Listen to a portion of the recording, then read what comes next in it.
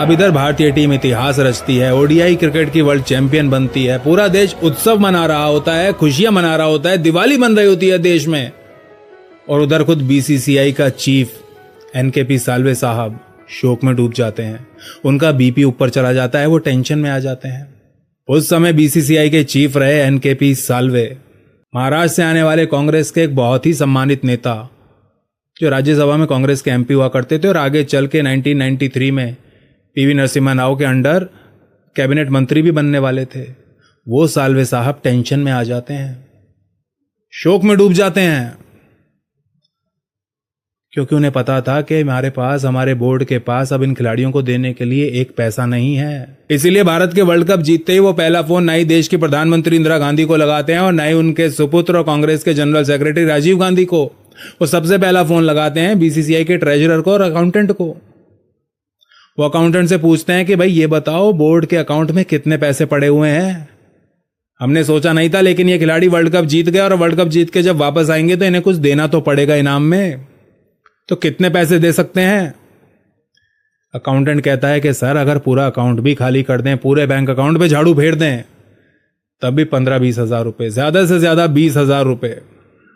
इसलिए वो अगला फोन अपने पीए को लगाते हैं और पीए से पूछते हैं कि भाई मैं एमपी हूं, मेरे एमपी फंड में मुझे हर साल पैसा मिलता है, तो बताओ उसमें कितने पैसे पड़े हैं, वहां से पैसे निकाले जाएं तो हम खिलाड़ियों को कितने दे सकते हैं? उनका पीए कहता है सर 1 लाख रुपए पड़े हैं, 1 लाख से ऊपर नहीं हो पाएगा, आपके फंड में 1 लाख है, बाकी खर्च हो गए इधर उधर, ये बनवा दिया वो बनवा दिया, 1 लाख रुपए से ऊपर नहीं हो पाएगा आपके फंड में से निकालें तो बीसीसीआई के पास जो पैसे थे और इनके एमपी फंड में जो पैसे थे, वो मिलाकर भी हर खिलाड़ी के लिए इनाम की राशि 25,000 से ऊपर नहीं जा पा रही थी। 25,000 rupees per player world cup जीतने के बाद, उस समय के हिसाब से $2,500 मात्र। उनको इंदिरा गांधी से तो कोई आशा नहीं थी, क्योंकि इंदिरा गांधी ने पहले ही मना कर दिया था। उन्होंने फोन लगाया था पीएमओ को, वो इंदिरा गांधी जी से बात करना चाहते थे, लेकिन बात हो नहीं पाई थी। लेकिन इंदिरा गांधी जी के पीएमओ में आसपास जो उनके रहते थे पीएमओ में, उन्होंने साल्वे साहब से फोन पे ही साफ मना कर दिया था कि भाई पैसे नहीं है, संविधान में कोई ऐसा प्रावधान नहीं है जिसके तहत पैसे दिए जा सकें। कहां से दें पैसे? कोई कानून तो हो, कोई ऐसा कानून हो, कोई प्रावधान हो संविधान में जिसके तहत हम पैसा, ये फंड्स रिलीज कर सकें। नहीं है हमारे पास कोई ऐसा प्रावधान, तो उन्होंने साफ मना कर दिया था। लेकिन फिर भी साल्वे साहब दिल्ली जा रहे थे, क्योंकि उनको उम्मीद थी राजीव गांधी जी से। राजीव गांधी जी एक युवा नेता थे, कांग्रेस के जनरल सेक्रेटरी भी थे, और अभी पिछले साल यानी कि 1982 में हुए एशियन गेम्स में उन्हें बहुत बड़ी बड़ी जिम्मेदारियां दी गई थी। उन्होंने एशियन गेम्स को मैनेज किया था, खेलों से उनको लगाव था, तो राजीव गांधी से मिलने दिल्ली गए। लेकिन राजीव गांधी जी ने भी अपने हाथ खड़े कर दिए। उन्होंने कहा भाई जब मम्मी ने मना कर दिया तो मैं पैसे कहां से दूं? जो देश की प्रधानमंत्री मेरी मां नहीं दे पा रही, उसने मना कर दिया तो मैं कहां से दूं पैसे? मेरे पास तो नहीं है पैसे देने के लिए, ना मेरे पास कोई ऑफिशियल पोजीशन है, मैं कोई मंत्री नहीं हूं, कुछ नहीं हूं, पैसे कहां से लाऊं? राजीव गांधी जी ने भी हाथ खड़े कर दिए। साल्वे साहब अपना समूह लेके मुंबई वापस आ गए और बहुत ज्यादा टेंशन में थे कि भाई अब खिलाड़ियों को दें तो दें क्या, पैसे लाएं तो लाएं कहां से? दर दर की ठोकरें खाने के बाद साल्वे साहब एक ऐसे व्यक्ति को फोन करने का निर्णय करते हैं जिसको क्रिकेट से बहुत ज्यादा लगाव था।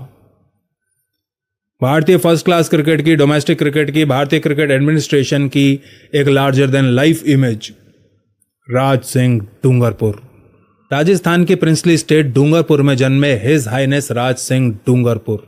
1955 और 71 के बीच राज सिंह डूंगरपुर ने कुल 86 फर्स्ट क्लास मैचेस खेले थे और इन मैचेस में उन्होंने 208 विकेटें ली हुई थी। साल्वे साहब जानते थे कि अब कोई मेरी मदद अगर कर सकता है इस पूरे देश में तो राज ही कर सकता है, उसके अलावा कोई नहीं कर सकता। और जैसे ही वो राज सिंह डूंगरपुर को फोन करते हैं और कहते हैं बताओ भाई राज क्या चल रहा है, सब बढ़िया? उधर से उत्तर आता है, अरे साल्वे साहब आपके ही फोन का इंतजार कर रहा था। क्या बात है, पूरी दुनिया को फोन घुमा दिया और मेरी याद नहीं आई? मैं यही सोच रहा था कि साल्वे साहब मुझे फोन क्यों नहीं कर रहे हैं। साल्वे साहब अवाक रह जाते हैं, कहते हैं राज तुम्हें तो पता ही है सब यार, फिर क्या चल रहा है, बताओ क्या करना है? डूंगरपुर उनसे पूछते हैं कि आप कितनी इनाम की राशि घोषित कर सकते हो, कितने पैसे हैं आपके पास जो आप खिलाड़ियों को दे सकते हो? साल्वे साहब कहते हैं कि भाई राज 25,000 से ऊपर नहीं जा पा रहा है आंकड़ा, तो मैं क्या घोषणा कर दूं? डूंगरपुर कहते हैं नहीं, बिल्कुल भी मत कीजिएगा, मैं कुछ करता हूं। साल्वे साहब टेंशन मत लीजिए, घोषणा मत कीजिएगा 25,000 की, मैं कुछ करता हूं, रुक जाइए अभी। दोस्तों ये वो समय था जब राज सिंह डूंगरपुर और भारत की लेजेंडरी गायिका लता मंगेशकर के बीच बहुत अच्छी दोस्ती थी। दोनों बैचलर्स थे, दोनों ने शादी नहीं की हुई थी, दोनों बैचलर्स थे और दोनों के बीच पर्सनल रिलेशनशिप थी, व्यक्तिगत रिश्ता था और काफी गहरा रिश्ता था, नजदीकी रिश्ता था। राज सिंह डूंगरपुर लता जी के पास जाते हैं और कहते हैं, लता तुम्हें तो पता ही है भारत ने वर्ल्ड कप जीता है। लता जी कहती हैं, हाँ पता है, और तुम क्रिकेट की बहुत बड़ी फैन भी हो, क्रिकेट को रेगुलरली फॉलो करती हो। लता जी कहती हैं, हाँ करती हूँ। भाई क्या हो गया, बताओ तो सही है, पहेलियां क्यों बुझा रहे हो। कहते हैं, तुम्हें पता है अब वर्ल्ड कप जीत के टीम वापस आई है और बीसीसीआई वाले कह रहे हैं कि भाई हर खिलाड़ी को 25,000 रुपए देंगे, उससे ज्यादा नहीं है हमारे पास। लता मंगेशकर जी गुस्से के मारे आग बबूला हो जाती हैं।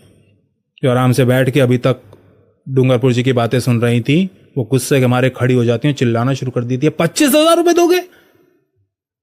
क्या पागल हो गए हैं बीसीसीआई वाले? वो इतना बड़ा काम करके आए हैं, खिलाड़ी वर्ल्ड कप जीत के आ रहे हैं, तुम उन्हें 25,000 रुपए दोगे? इससे ज्यादा तो हमारे यहाँ एक सिंगर एक गाना गाने का ले लेता, 5 मिनट का गाना गाने का। राज सिंह डूंगरपुर कहते हैं, अब तुम ही बताओ क्या करना है भाई, उनके पास तो इतने ही है। उन्होंने प्राइम मिनिस्टर से पूछा है, पीएमओ ने मना कर दिया है, राजीव गांधी जी से बात की सावले साहब ने, उन्होंने भी हाथ खड़े कर दिए कि हमारे पास तो पैसे नहीं है, तो तुम ही बताओ फिर क्या करना है, क्या इलाज है। तो राज सिंह डूंगरपुर उनसे कहते हैं, लता तुम्हारी फिल्म इंडस्ट्री में सब बहुत ज्यादा रिस्पेक्ट करते हैं, तुम्हारा सब सम्मान करते हैं, तुम्हारी बात को कोई टालेगा नहीं, एक म्यूजिक कॉन्सर्ट अगर तुम कर दो। लता मंगेशकर जी कहती हैं, डन, अब तुम टेंशन मत लो, आराम से बैठ जाओ, सब मैं कर लूंगी।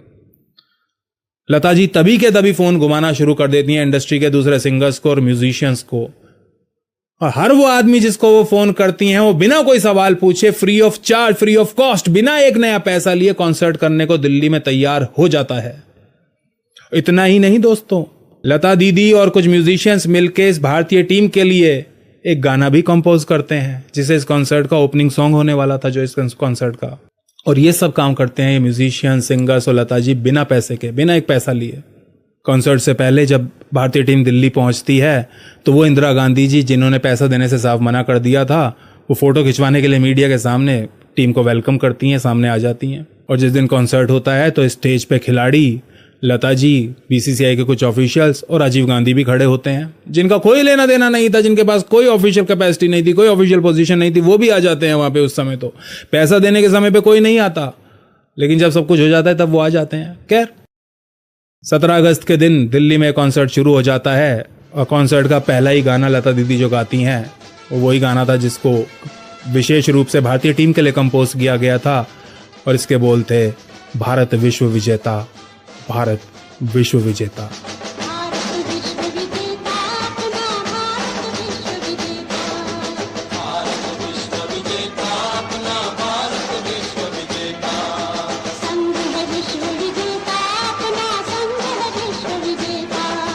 स्वर सम्राज्ञ लता जी द्वारा गाए गए इस गाने के साथ इस कॉन्सर्ट की शुरुआत होती है और ये कॉन्सर्ट खत्म भी हो जाता है।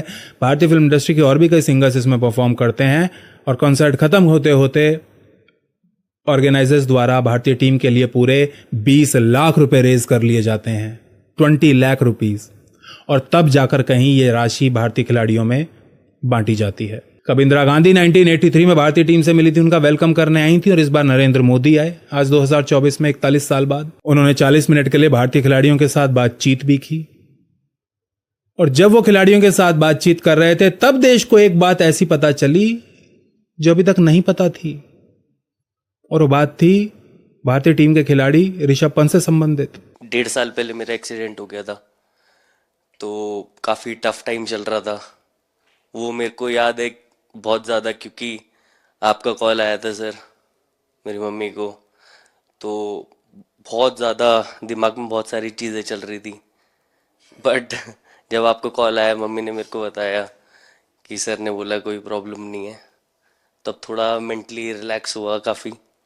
ऋषभ, जब आपका रिकवरी चल रहा था, मैंने आपसे माँ से बात किया था, मैंने 2 बातें कही थी। एक तो मैं पहले डॉक्टर से चर्चा की थी, तो डॉक्टरों से मैंने ओपिनियन लिया था। फिर मैंने कहा कि भाई कहीं इसको बाहर ले जाना है तो आप मुझे बताइए, हम चिंता करेंगे। लेकिन मुझे आश्चर्य था आपकी माँ के आत्मविश्वास का। ऐसा लग रहा था, जब मैं उनसे बात कर रहा था, मेरा परिचय तो नहीं था, कभी मिला तो नहीं था, लेकिन ऐसा लग रहा है जैसे वो मुझे आश्वासन दे रही है। यार बड़ा बड़ा बड़ा गजब का था जी। दोस्तों, एक तरफ तो हमारे देश में इंदिरा गांधी और राजीव गांधी जैसे प्रधानमंत्री रहे हैं, मोरारजी देसाई जैसे प्रधानमंत्री रहे हैं, जिसकी वजह से ना जाने कितने RNDW के एजेंट्स को पाकिस्तान में अपना जीवन खोना पड़ा, आज तक भी जेल में सड़ रहे होंगे। दूसरी तरफ हमारे देश में आज हमें एक नरेंद्र मोदी जैसा प्रधानमंत्री मिला है। उसके एक खिलाड़ी को, और कोई बहुत बड़ा स्टार खिलाड़ी नहीं, नॉर्मल सा खिलाड़ी, एक खिलाड़ी का एक्सीडेंट हो जाता है, उसको चोट लग जाती है, तो पर्सनली उसके ट्रीटमेंट को सुपरवाइज करता है, उसकी मां को फोन करके दिलासा देता है। उसके 8 पूर्व नौसैनिकों को दोहा में मृत्युदंड दे दिया जाता है तो उसकी भूख प्यास मर जाती है, वो खाना छोड़ देता है। जब तक उनको देश में वापस नहीं ले आता जेल से बाहर निकाल के, तब तक चैन से नहीं बैठता। आज हमें एक ऐसा प्रधानमंत्री मिला हुआ है और हम अभागे उसको 270 सीटें